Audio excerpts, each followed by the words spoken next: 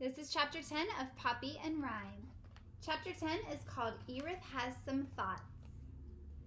Hunched on his perch in a cottonwood tree, Erith stared gloomily at the falling rain. Lightning crackled overhead, thunder rumbled, the world had become gray and sodden. "I hate water," Erith proclaimed to nobody in particular. "In fact," he muttered, "I hate everything." Again and again he wished he were back home in his smelly log in Dimwood Forest. It was dry there. It was quiet. He was alone. Nothing, no one bothered him. "Whatever made me come here?" he kept asking himself.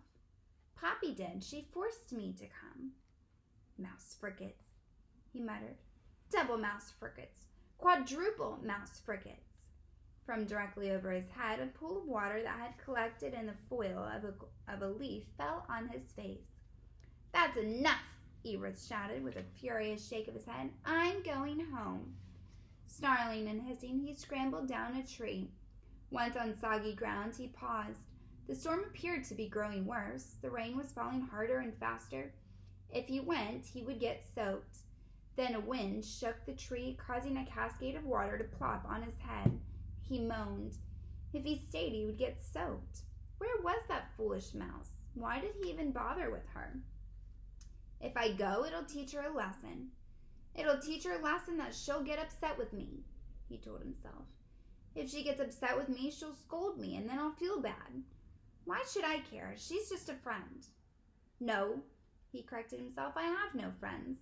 I don't want any friends. Poppy's just an acquaintance, a passerby." "Poppy," he bellowed, "where are you? Why don't you come back? I need—" He bit off the rest of his sentence. "Spider spit," he swore out.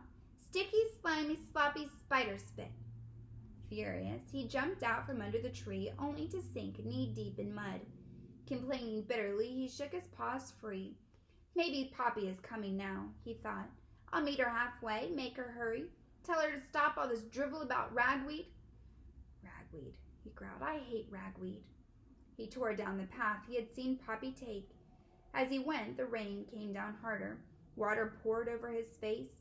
He felt like a decaying mushroom. "Stupid storm," he shouted. He peered down the path. There appeared to be nothing more but water, mist, mud, and more mud. The porcupine shivered violently, making his quills rattle like old bag of bones. Better go back to the tree. I'll wait for her there, he decided. It's a little drier there. He started off the way he had come, only to stop abruptly.